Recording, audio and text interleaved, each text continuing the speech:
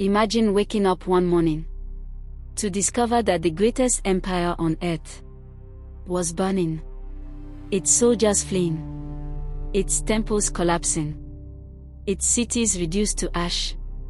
Not because of another emperor, not because of another kingdom, but because of one woman, one queen, one mother, one promise of revenge. She burned 3 Roman cities to the ground. One of them would one day become London. For a brief moment, the unstoppable Roman Empire stood on the edge of disaster. And the woman responsible carried no imperial crown. She carried grief. She carried rage. She carried the hopes of an entire people. Her name was Boudicca. And this is the story of the queen who made Rome fear Britain. Long before castles covered the English countryside.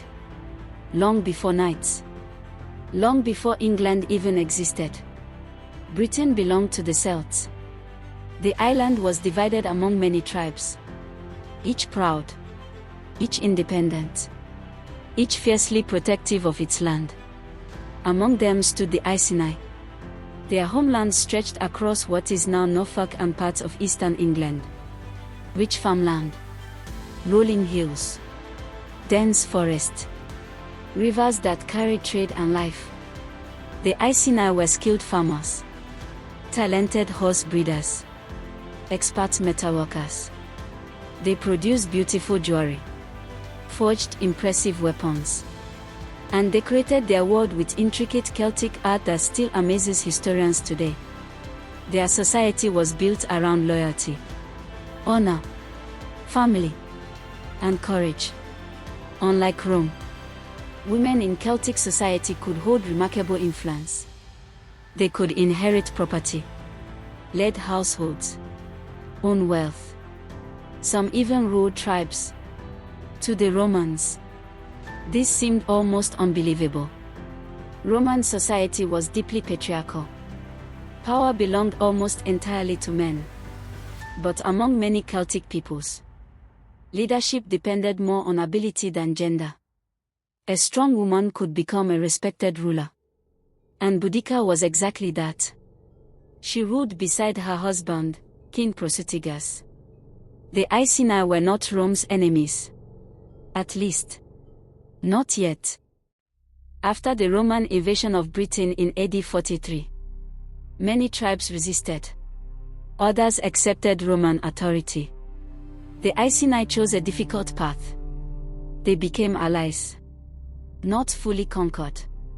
Not fully free. Their kings remained in power while recognizing Roman supremacy. It was an uneasy peace. One built on trust.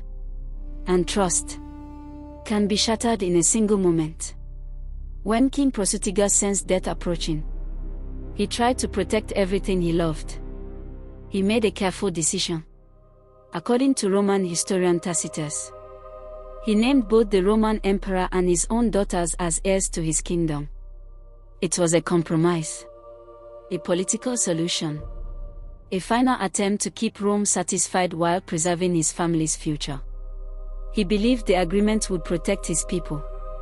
He was wrong. The moment he died, Roman officials ignored his wishes. The treaty meant nothing. The kingdom was seized. Royal lands confiscated. Estates taken. Treasures claimed. Weapons collected. The Iceni nobles were stripped of status. Many lost their property. Some were reportedly treated like conquered enemies rather than loyal allies. Debts that Rome had previously overlooked were suddenly demanded. Taxes increased. Authority disappeared overnight. Imagine watching strangers walk into your home, claim your land, take your wealth, and tell you your king's final wishes meant absolutely nothing. Everything the Iceni had trusted collapsed. Rome had not simply broken a promise.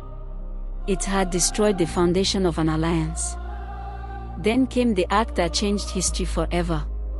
According to Tacitus, Boudicca was publicly flogged. The queen herself, beaten before her own people, Not in secret. Not behind closed doors.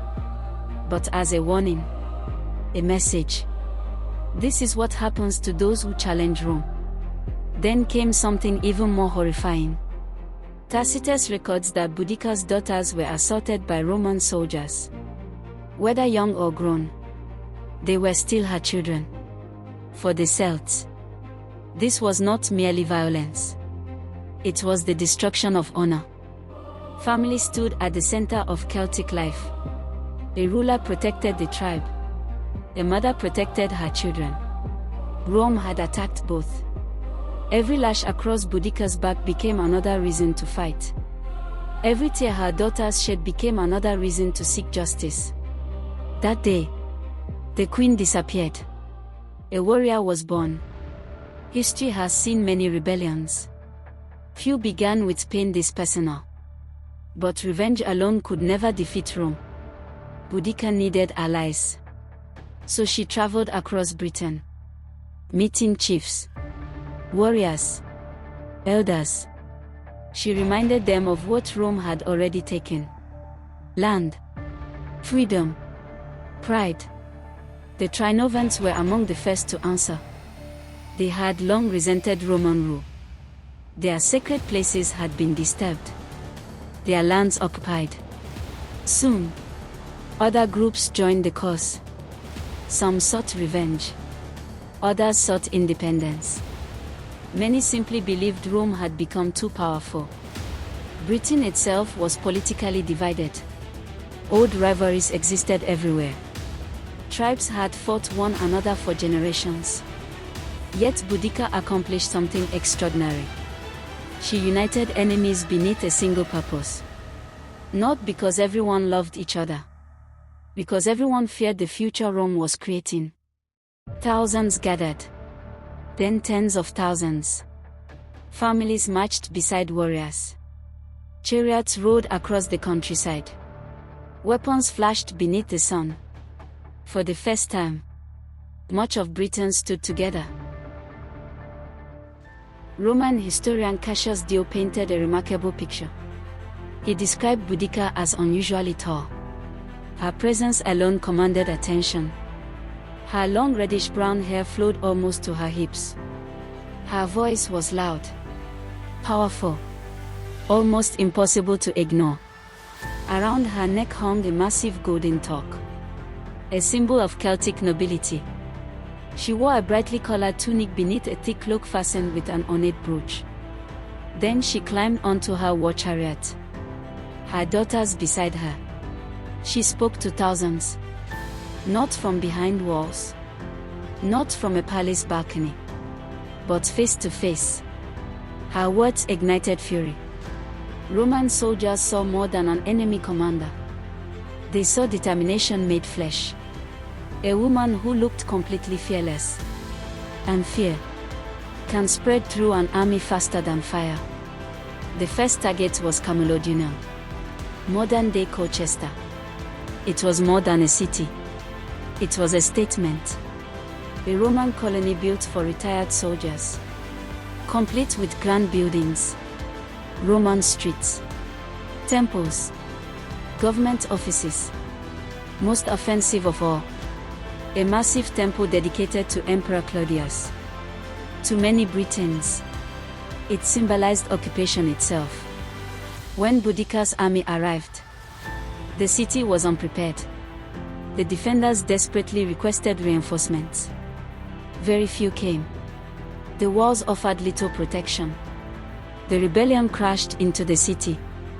Buildings erupted in flames. Temples collapsed.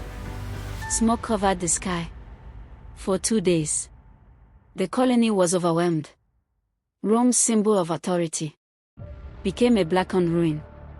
Then came Londinium. Still a young settlement, but already an important center of trade. Merchants filled its streets. Warehouses lined the river. Goods arrived from across the empire. Governor Suetonius Paulinus reached the city. He examined the situation. He made a brutal decision. He could not defend it. He ordered his troops to withdraw. Anyone unable to leave was left behind. Soon, Boudicca's warriors arrived. Fire spread street by street. Homes vanished beneath towering flames. Markets disappeared. Warehouses collapsed. Wooden buildings became fuel. The smoke rose so high, it could be seen for miles. Modern archaeologists still uncover the distinctive layer of burned earth left by that destruction. London literally carries the scars beneath its streets. The final great target was Verulamium, modern St. Albans. Another prosperous Roman settlement. Another center of Roman life. Another reminder of imperial control.